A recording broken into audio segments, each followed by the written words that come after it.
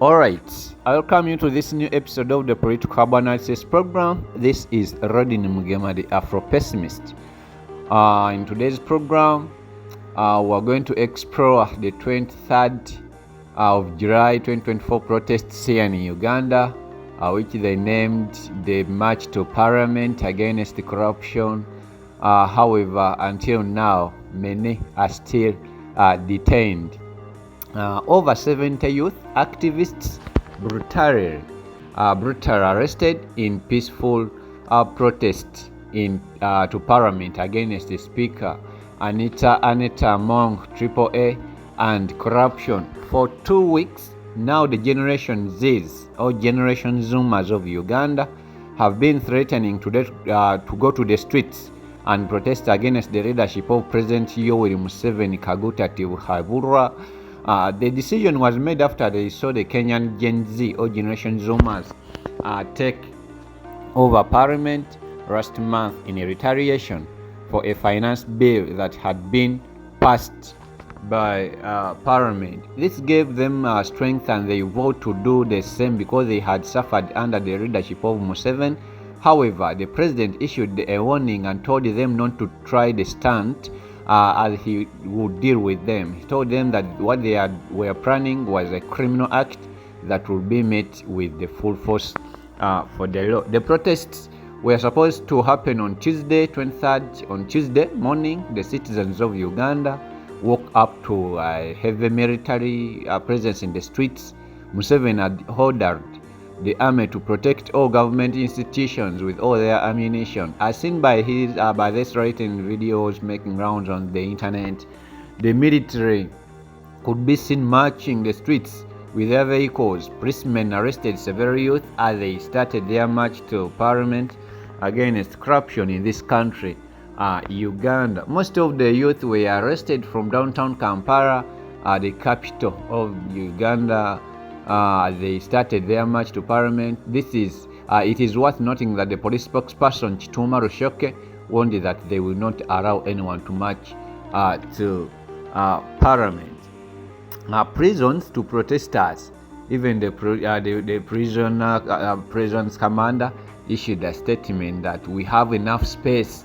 We have enough space for lawbreakers.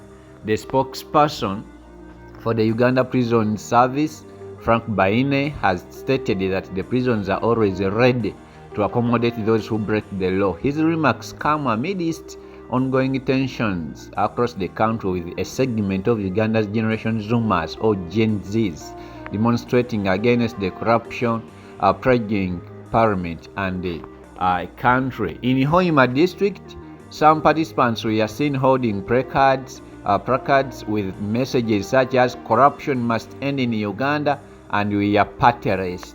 While appearing on Rock Television, Baine made it clear that the prison are prepared to handle any situation involving law breakers.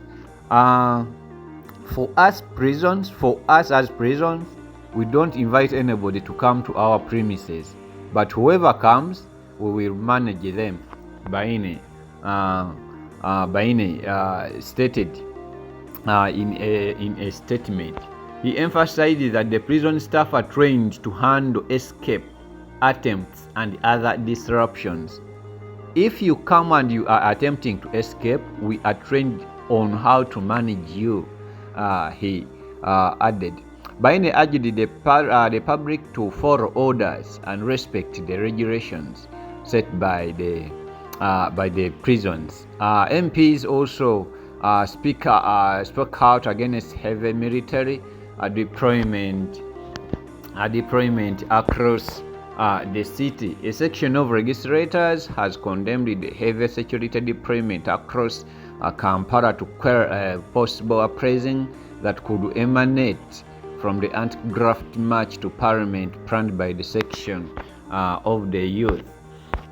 A group of youth took to the streets of Kampala yesterday morning to demonstrate what they described as unprecedented corruption and misuse of taxpayers' money.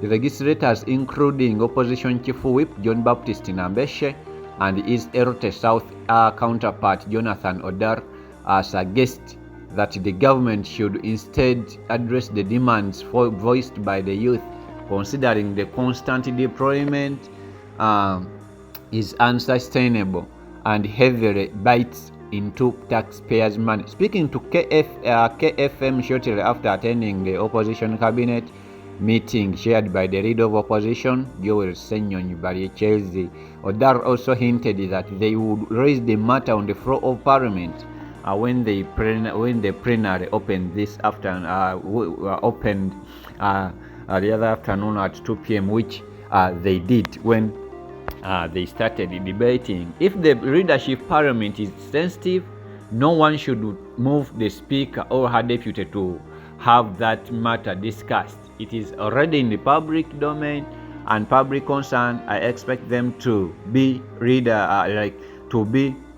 leaders who are responsive and say these matters are raising from this house and would like to offer these explanations. The MP or member of parliament from Riti County, Odar, said. Nambeshe reveals that the youth were compelled to resort to marching to the parliament because the previous avenues, such as the parliament exhibition were fruitless. Until now, or up to now, many youth are still detained in police custody. They are still there. We don't know what is going to happen next, but most of the youth are still threatening to continue with the march to the parliament, such that they address the grievances appearing the youth in this country. I am looking forward for ways to improve our stories. Let me know what you liked and what I can improve on. This is Rodney Mugema, the Afro Pessimist, in the new episode of the Political Hub Analysis program. I would like to extend my greetings to Mr. Roger Sariho from Buziga, all the anonymous listeners out there. Mr. Chivumi Najib, thank you very much.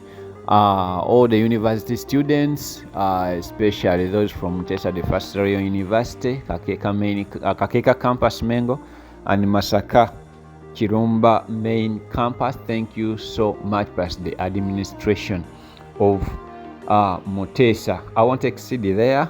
A very good morning.